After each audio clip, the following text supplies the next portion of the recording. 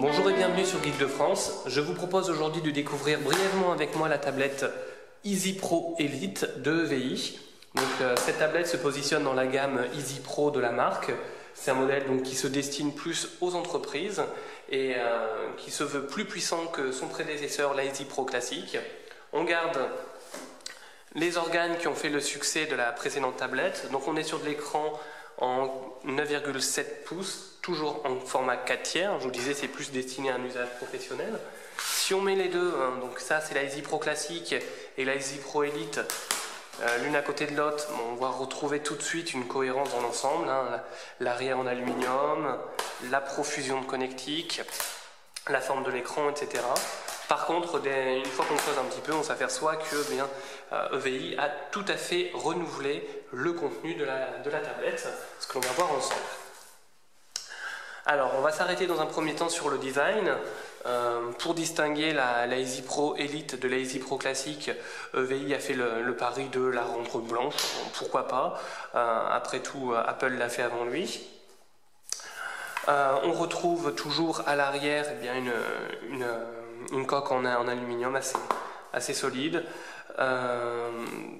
La qualité de finition est franchement irréprochable, on n'a pas le moins de plastique qui craque, une réelle amélioration par rapport à la Easy Pro classique qui elle était un petit peu plus contestable. On a en façade une webcam 0,3 mégapixels et une 2 mégapixels à l'arrière, donc c'est vraiment très très léger, éventuellement pour faire de l'audiocan, ça suffit. EVI a pris le parti de mettre les enceintes à l'arrière pour avoir un son stéréo plutôt bon. De par la forme de la tablette, finalement on ne se retrouve jamais à avoir les mains sur les enceintes, donc on en profite plutôt bien, ça c'est bien.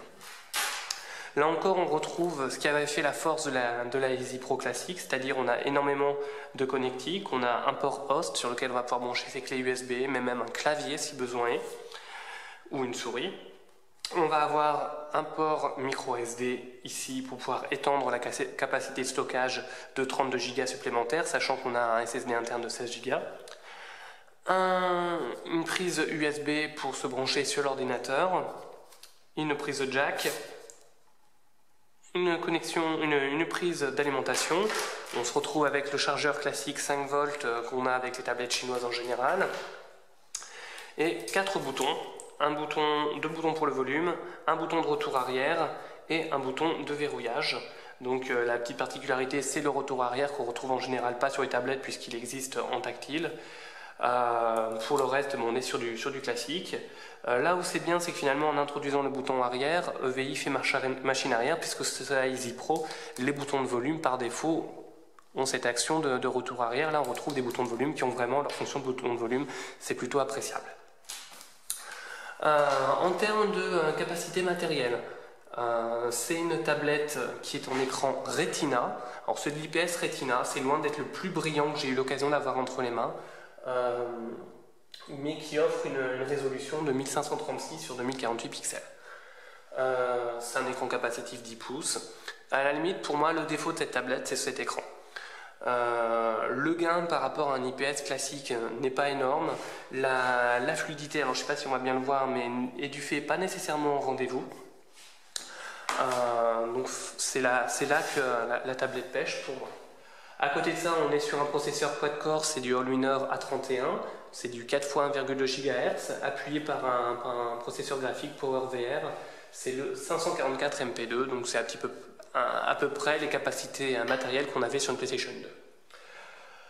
La tablette est équipée de 2 Go de RAM, ça c'est plutôt appréciable, de 16 Go de stockage extensible par carte micro SD. En termes de connectique, je vous avais dit, elle n'est pas en manque. En plus de ça, on a du Wi-Fi en N, donc 802.11n, du Bluetooth 2.1, donc là on n'est pas sur du Bluetooth 3, une batterie de 8000 mAh. En termes d'autonomie, là par contre EVI a fait un gros effort parce que par rapport à la EVI classique, EVI Pro classique, on va avoir un gain d'autonomie, on passe d'une autonomie du 3-4 heures à 5 à 7 heures, mais surtout on a une meilleure gestion de la batterie. Sur la Easy Pro classique, la batterie se vide même à l'arrêt, on n'a pas ce problème sur la Elite. Le système embarqué, c'est du Android 4.2.2. Là où c'est intéressant, c'est que EVI s'engageait à assurer un suivi, et c'est le cas puisque depuis la sortie de la tablette, il y a déjà différents firmwares qui sont sortis. J'ai eu l'occasion de tester le dernier firmware en date et celui-ci s'avère beaucoup plus puissant, c'est très intéressant.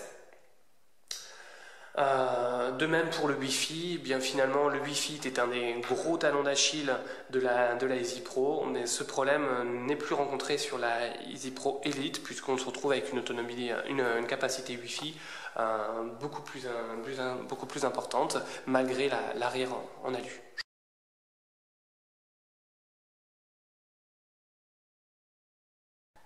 Je me suis mise à l'ombre pour tester l'écran de cette tablette, parce que je vous disais finalement, bien, c'est pas l'écran le plus brillant que j'ai eu l'occasion d'avoir entre les mains. On est un rendu des couleurs assez palo. Finalement, on est sur du Retina d'entrée de gamme. On n'est pas sur de l'écran de très haute qualité. Alors, je dis pas qu'il est mauvais, au contraire, hein, il fait bien son boulot, mais finalement, derrière Retina EVI dit grande résolution, et ils ont raison, sauf qu'on a l'habitude finalement de se retrouver avec des produits Retina qui sont un peu plus premium, avec une meilleure résolution d'écran. À côté de ça, je vous disais, on a une fluidité qui est un petit peu contestable, c'est-à-dire que ça arrive lorsqu'on a beaucoup de tâches lancées en simultané, d'avoir la tablette qui ralentit un petit peu, c'est désagréable. Il y a certaines applications qui ne sont pas du tout taillées pour le processeur Allwinner. Par exemple, moi je suis un grand fan du player Arcos Video Player, celui-ci a beaucoup de mal. Alors que finalement, à côté de ça, on a le player 4K qui est installé et j'ai téléchargé des vidéos en 4K et il me les lit sans aucun souci. Donc je suis capable de lire de la 4K, il n'y a aucun problème. Je vous disais, on est sur du Android 4.2, donc on va aller dans les paramètres pour que je vous le prouve. Voilà, on est sur du Android 4.2, c'est le firmware 3.2. Si vous n'avez pas cette dernière mise à jour de firmware, je vous conseille de vraiment la faire. Alors à ce sujet, quand même, reste à spécifier que faites-le avec un bon câble USB. Moi j'ai passé un bout de temps à ne pas comprendre pourquoi elle ne voulait pas se faire. EVI fournit le firmware, le logiciel pour. Il y a juste à utiliser un bon câble USB et la mise à jour se fait facilement sous Windows 7. Sous Windows 8, les drivers ne sont pas supportés. Donc on est sur de Android quasi nu. La seule différence va se situer dans la barre de Google ici en bas, puisque en plus du bouton de retour arrière, de gestion multitâche, de maison et de retour arrière, on va en plus avoir les boutons volume, qui existent également en tactile, en plus du physique. Pour moi, le gain, il est nul.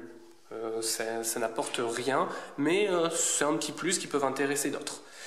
Là où moi j'ai franchement été perturbé, c'est finalement les boutons sont inversés par rapport au classique. D'habitude le retour arrière est à gauche et le multitouche à droite. Là c'est inversé, c'est 3 fois rien, mais il faut se réhabituer.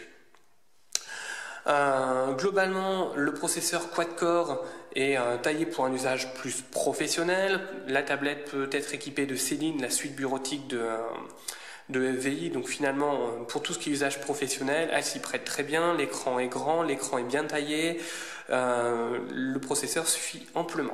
Pour des tâches un peu plus gourmandes comme des jeux, etc., on va avoir un petit peu plus de lag. Alors là aussi il faut être honnête, hein, c'est tout à fait jouable, c'est tout à fait acceptable, c'est juste, on n'est pas sur du Tegra, on est un petit peu en dessous. Mais à côté de ça, il n'y a vraiment pas de souci, hein. Vous pouvez lancer un jeu, vous pouvez vous amuser à lancer un Fruit Ninja, le truc qui prend absolument aucune ressource, vous n'aurez pas de problème. Vous aurez juste un temps de charge qui prend un poil plus. Une fois lancé, c'est bon.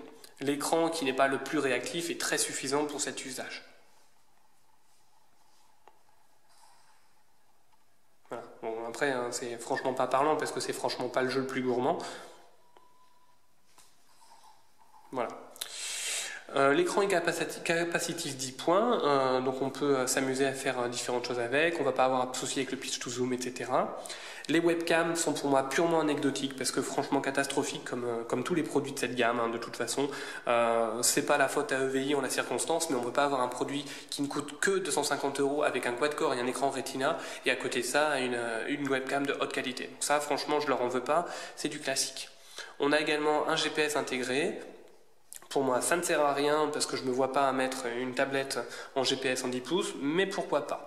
À la limite, si moi j'avais fait le choix stratégique, j'aurais retiré le GPS pour mettre autre chose à la place, mais c'est loin d'être un gros problème. Et dernier point que j'ai oublié de mentionner lorsque je vous parlais de la partie matérielle, je vous parlais d'un chargeur 5 volts externe. EVI m'a répondu oui, mais depuis les mises à jour firmware, on peut également charger en USB. C'est le cas et c'est très appréciable parce que finalement, moi maintenant, j'ai un chargeur pour mes tablettes, pour mes téléphones, etc. Je ne veux pas avoir un chargeur supplémentaire. Donc vous pouvez le brancher ou en 5 volts directement ou en USB, vous la branchez sur votre PC et vous pouvez charger la tablette. C'est plutôt appréciable. Donc voilà, s'il fallait que je résume, je dirais qu'on est sur un très bon rapport qualité-prix. Pour moi, les plus du produit se situent sur la cohérence avec l'ensemble de la gamme EVI, avec le support des prises USB sur les côtés qui sont plutôt appréciables, avec cette fois-ci le support de la charge en USB. Pour moi, les gros moins vont se situer en termes de performance, c'est-à-dire qu'on n'est pas sur une tablette de haute performance, mais de moyenne performance. C'est très bien pour un usage professionnel et c'est après tout le segment de marché que vise EVI, donc c'est cohérent. Un produit qui est plutôt appréciable, un produit que je conseillerais assez facilement.